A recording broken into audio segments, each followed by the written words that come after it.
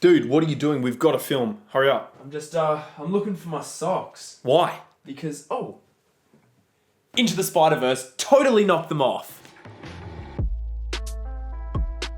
Spider-Man Into the Spider-Verse is the latest movie to come out of Sony Animation Studios. Wait, hold up. You mean Sony Animation? Yes, Sony Animation. The same people that made the Emoji Movie and the same company that made Venom. Yep. And I forgive them for everything, because this could well be the best thing that Sony's film division has ever done. To be honest, could be the best thing Marvel's ever done, like hands down. That might sound over the top, but we are not messing around. This is an extravagant, over-the-top, eye-melting, mind-blowing sensory experience that's packaged inside a pop superhero film that has the audacity to be one of the most emotionally compelling movies of the year, while also delivering non-stop laughter that outright had me wheezing. My eyes were soaked the entire time, whether that was from laughter or sadness or just that feeling of seeing something so new and transcendent. And we have this crazy, beautiful creation thanks to the minds of Phil Lord and Christopher Miller, who brought us the Jump Street franchise as well as the Lego Movie, and this time they brought on Bob Persichetti, Peter Ramsey, and Rodney Rothman to direct a script from Phil Lord and Rodney Rothman. And my goodness, I mean,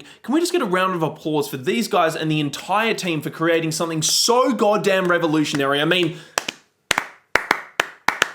we totally busted ahead of the basics to just start showering praise on this thing. So to backtrack, Into the Spider-Verse is the origin story of Miles Morales' Spider-Man with a real juicy twist, because his dimension has overlapped with the dimension of other spider people, and madness follows. And the cast is equally mad too, because we have Shameik Moore, Jake Johnson, Hailee Steinfeld, Mahershala Ali, Brian Tyree Henry, Leiv Schrieber, John Mulaney, Nick Cage, and so many more. But let's just get back to this film being incredible. Because it's incredible. Let's get back to it. We walked in thinking it was going to be good, and like it looked amazing, obviously, but it was so much more. This is the perfect comic book movie. Animation has totally freed the creators to do stuff that live action could never, and the result is something so creatively inspired, so artistically stimulating that I can't help but pray for some kind of revolution where we start to see this much money and talent thrown at not just superhero properties,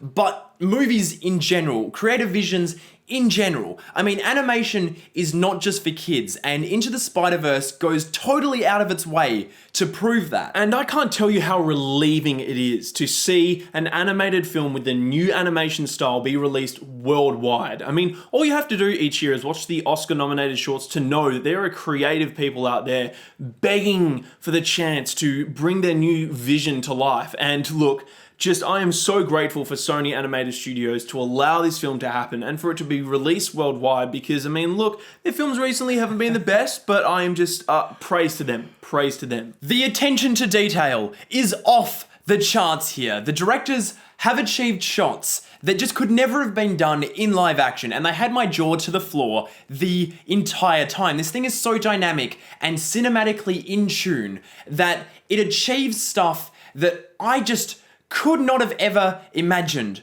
before seeing this movie. And everyone in this voice cast completely hits it out of the park. I mean, this is a home run, nailing every single beat, joke, and emotion laid out in perhaps the most immaculate script to come out of Hollywood in recent memory. Like, no joke, this script is an entire course on how to write a banging screenplay. Even with all of these different versions of Spider-Man, it is so clear that Into the Spider-Verse understands who Spider-Man is inside, what he stands for, what he represents. And not just that, it understands every character in general, what makes a good character arc, what makes a good journey, what gets an audience involved with these characters they're watching on screen. Everyone has at least one satisfying moment, and most characters have satisfying arcs. The fact that this movie gets this much done in such a short amount of time, it is under 2 hours, is astounding to me. And the fact that the whole time it manages to balance this totally mad, demented tone where it's swinging from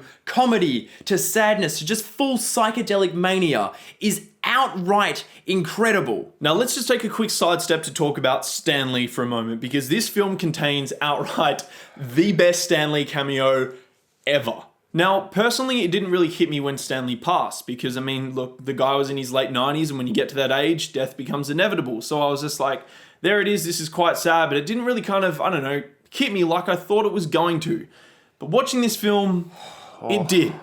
Look, Spider-Man growing up was a huge part of my life. I watched the animated TV series. I played Spider-Man 2 on PC. Absolutely loved that game. Of course, went to the cinemas and watched the first Spider-Man film when it came out. And that just kind of, you know, I just, every weekend I was going to the park and I thought I was Spider-Man. I was just, you know, going between trees. And that's what you do as a kid. Yeah. And then, of course, when Spider-Man 2 came around, I cried my heart out in cinemas because that film is just gets better the older we get. Yep. And so, without realizing, Stan Lee was a huge part of my life because Spider-Man was a huge part of my life. And the scene in this film beautifully captures that.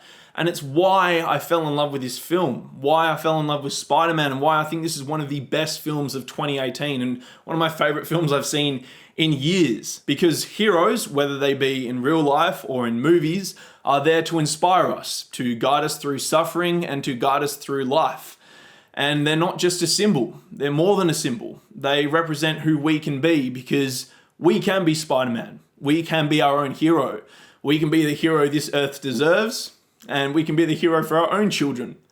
And that to me was so utterly beautiful, and as you can see, completely ripped my heart out. So, my goodness. Whew.